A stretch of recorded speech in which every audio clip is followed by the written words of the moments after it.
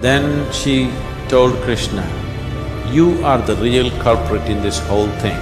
People have worshipped you as a god. May you die like any common human being." Krishna lurched a bit, then he smiled and closed his eyes. And Krishna left.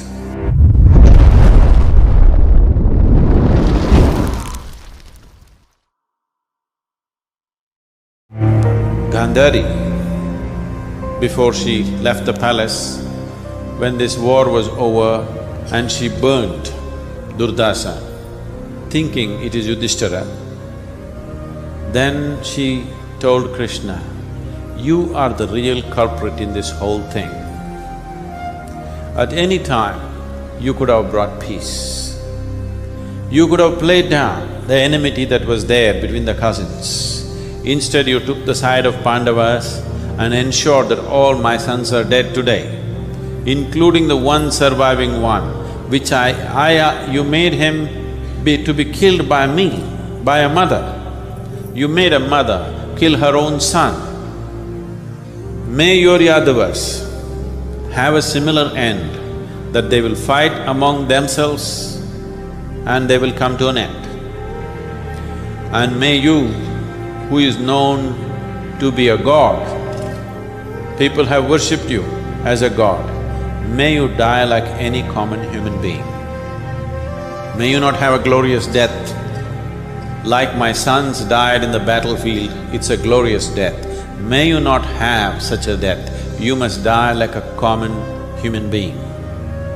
And Yadavas should kill themselves, among themselves, like you made the Kurus do." So Krishna smiled and said, "Mother, what you are saying is anyway written, because who else can kill the Yadavas unless they kill each other? Yadavas cannot be killed by anybody else. They have come with this virtue that nobody can kill them. They can only kill each other. So let it be so. And how I exit this world does not matter for me. Anyway, I know how to exit, and do not worry about my destiny, focus on yours." And Yadavas grow in prosperity. As they grow in prosperity, they will start drinking. They say every night was a party night in Dwaraka. Every night a party night, every night a drinking night. They became lecherous, they lost their morality, and affluence made them completely forget how Krishna brought them from Mathura, with what hardship this was built and everything was done. All this forgotten, particularly the next generation of Yadavas that came there, they became really loose. So one day, Krishna's son, Samba, some sages had come, and Krishna's son Samba went to the sages along with his friends, dressed like a pregnant woman, and asked the sages, "Tell me, will I have a boy or a girl?" The sages looked at him and said, "You have the imprudence to come and do this to us, disturb our way of life and try to do this to us. You will deliver an iron mace, and that mace will be the end of you and your filthy clan." So, Samba delivers an iron mace. Fearing that this may destroy his clan, he took it to the beach and smashed it into powder. Except for the last point which he could not do, rest of it he just beat it into dust and threw it in the ocean and left that one piece there. A hunter who was walking by came and looked at this one piece of metal which was sharp, and he thought it'll make a good arrowhead, and he took it with him. This dust which he threw it in the ocean again, whatever you throw into the ocean, it throws it back at you. So it threw it back onto the beach, where certain type of weeds were growing. And this kind of lecherous life continued and every day they're drunk. Always the discussion, when people get drunk, you will see the same conversations will come back. You know what I did that day, that day damn thing happens every time they get drunk. So whenever they get drunk, the discussion is always the war, the Kurukshetra war. You know how I killed this guy, you know what I did to this, you know what I did to that. All the macho talk flows out, bragging happens, one taller than the other story happening. Once the alcohol content in the body keeps increasing, the stories keep getting longer and longer and longer. So again they were discussing Kurukshetra war. So in the heat of bragging, Satyaki accused Kritavarman, you fought on the side of Kauravas. You fought against us, and only because you're a coward, you survived the war. Otherwise, I would have taken your head off. So Kritavarman said, I know whose head you can take off, an old man whose fighting arm has been severed, his head you take.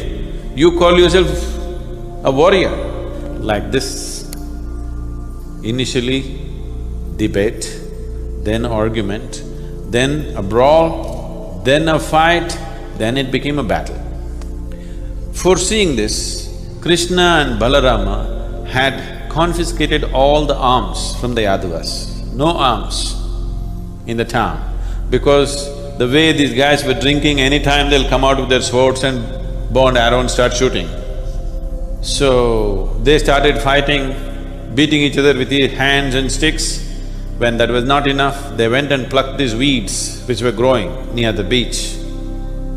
And these weeds had taken in the mace that Samba had crushed and left there.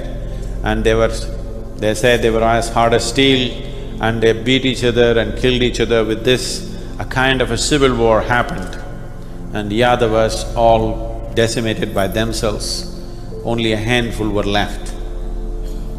So Dwaraka, the great city, went up in a wail of the widows and mothers and children, because all Yadava males killed each other, only a handful were left.